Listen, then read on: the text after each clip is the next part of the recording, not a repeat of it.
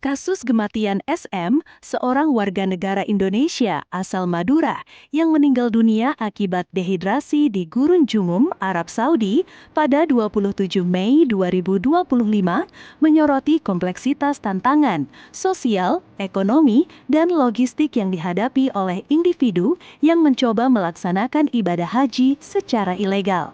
SM adalah seorang dosen yang berasal dari Madura, sebuah wilayah dengan tingkat perekonomian rendah yang seringkali mempengaruhi akses terhadap sumber daya penting termasuk kuota haji resmi.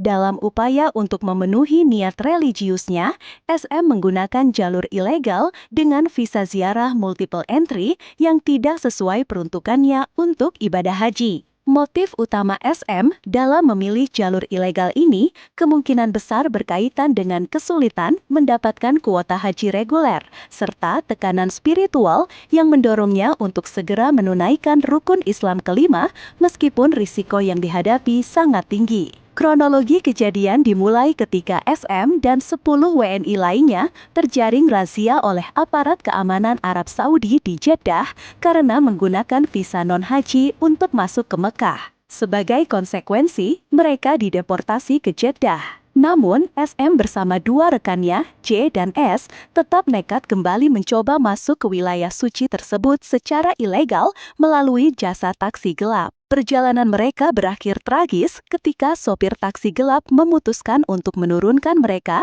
di tengah Gurun Jumum karena takut tertangkap patroli keamanan Arab Saudi. Kondisi cuaca ekstrim di gurun ditambah minimnya persediaan air dan perlindungan menyebabkan SM mengalami dehidrasi parah hingga akhirnya meninggal dunia. Patroli drone milik otoritas keamanan Arab Saudi menemukan mereka beberapa waktu kemudian. Namun nyawa SM tidak dapat diselamatkan, sementara dua rekannya berhasil dievakuasi ke rumah sakit Mekah untuk perawatan medis. Motif utama SM dalam memilih jalur ilegal ini juga dipengaruhi oleh faktor ekonomi dan sosial. Biaya tinggi untuk mendapatkan kuota haji resmi serta proses administrasi yang panjang menjadi alasan umum bagi calon jemaah seperti SM untuk mencari alternatif ilegal. Selain itu, stigma lokal tentang pentingnya status haji secara sosial juga dapat mempengaruhi keputusan seseorang untuk nekat menggunakan jalur non-prosedural demi memenuhi harapan komunitasnya. Minimnya edukasi tentang bahaya fisik seperti dehidrasi ekstrim di lingkungan gurun yang keras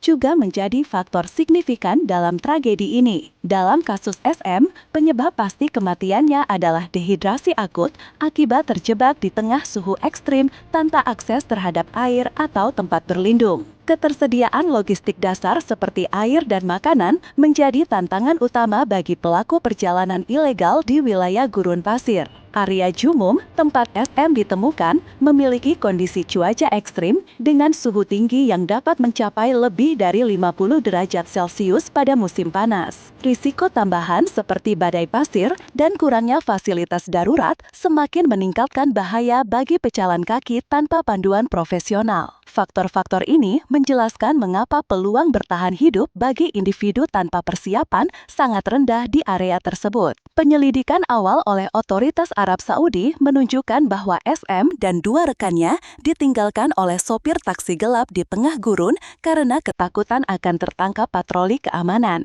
Investigasi ini juga menegaskan bahwa tidak ada indikasi cedera fisik lain yang menyebabkan kematiannya, sehingga dehidrasi akut menjadi penyebab langsung insiden ini. Saat ini, jenazah SM berada di Rumah Sakit Lekah untuk proses visum sebelum pemakaman. Pemerintah Arab Saudi memberlakukan sanksi tegas bagi pelaku haji ilegal, termasuk denda hingga 20.000 rial Arab Saudi atau sekitar 89,5 juta rupiah dan deportasi, serta larangan masuk selama 10 tahun bagi pelaku maupun fasilitatornya. Tragedi yang dialami SM menyoroti urgensi peningkatan edukasi dan sosialisasi kepada masyarakat tentang risiko haji ilegal serta pentingnya mengikuti prosedur resmi. Upaya kolaboratif antara pemerintah Indonesia dan Arab Saudi juga diperlukan untuk mengatasi sindikat penyedia layanan ilegal yang seringkali menjanjikan kemudahan namun membahayakan keselamatan jemaah. Lebih lanjut, studi mendalam tentang faktor psikologis dan sosial ekonomi